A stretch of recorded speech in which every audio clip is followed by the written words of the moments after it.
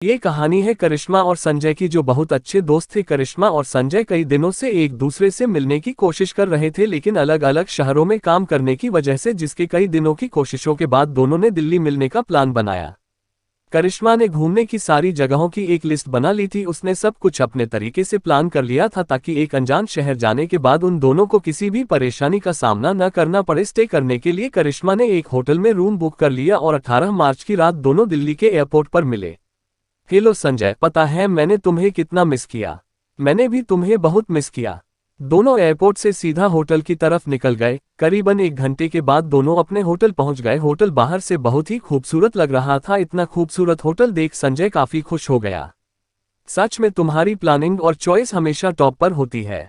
हाँ, जैसे कि मैं। दोनों ने होटल में चेक इन कर लिया। अपने रूम में पहुंचते ही दोनों फ्रेश हो गए और एक दूसरे से बात करने लगे। दोनों का ही लॉन्ग डिस्टेंस रिलेशनशिप था और एक साल में दोनों का मिल पाना होता था, और 1 साल बाद भी दोनों एक दूसरे से मिल रहे थे। इस बीच जो भी एक दूसरे के साथ हुआ, दोनों ने एक दूसरे के साथ शेयर करना शुरू कर दिया। बात करते करते दोनों एक दूसरे के करीब आ गए और एक दूसरे की आगोश में समाने लगे।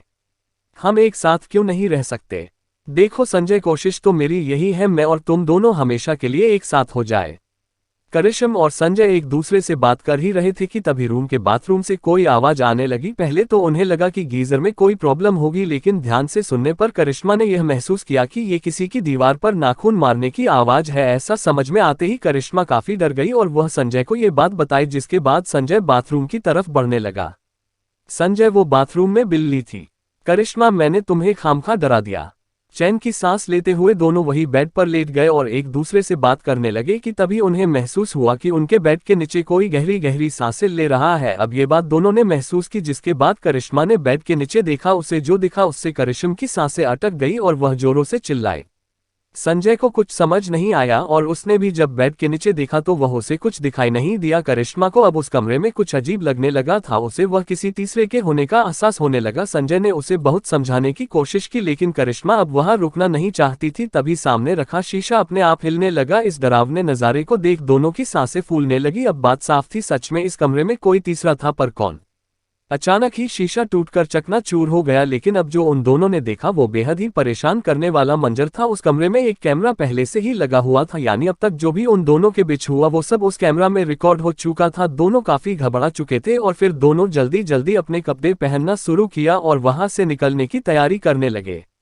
इतने में पास रखे अलमारी से किसी के गुर्राने की आवाज आने लगी। यह सुन दोनों बहुत ही डर गए। अब बस कैसे भी करके दोनों वहां से भागना चाह रहे थे, लेकिन कमरे का दरवाजा खुल ही नहीं रहा था। काफी देर के कोशिशों के बाद भी दरवाजा नहीं खुला कि अलमारी अपने आप जमीन पर गिर गया। करिश्मा का डर एकदम सही था कि यहाँ कोई तीसरा भी है। वही अपने सामने इतना खतरनाक आकृति देख दोनों ही डर से कांपने लगे कि तभी हवा की तेजी से उस आकृति ने संजय का गला पकड़ लिया।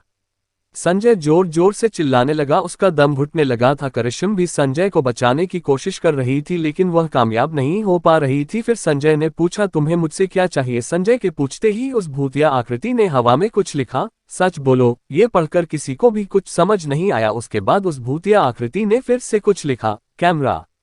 मुझे कुछ नहीं समझ आ रहा है, मुझे छोड़ दो। संजय का दम घुटने लगा था, जिस पर उसने कहा, ये कैमरा मैंने ही लगाया है। मैं करिश्मा को ब्लैकमेल करना चाहता था ताकि वो मेरे साथ आकर रहे। संजय के ऐसा कहते ही करिश्मा के पैरों से जैसे जमीन ही खिसक गई।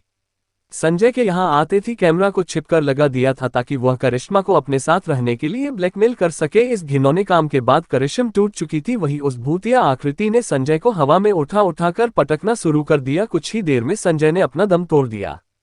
मगर ये भूतिया आकृति थी कौन? बात अब साफ थी, उस भूतिया आकृति ने करिश्मा की जिंदगी को नर्क होने से बचाया और संजय को इसके किए की सजा दी। भूतिया आकृति, करिश्मा तुम रो मत, मैं तुम्हें बचाने ही आई थी। इस धोखेबाज इंसान ने मुझे भी ऐसे ही बर्बाद किया था। मैं कमजोर थी और मैं डर के कारण आत्महत्या कर ली थी, लेकिन आज मेरा बदला पूरा हुआ। अब ये किसी के साथ भी ऐसा नहीं कर पाएगा।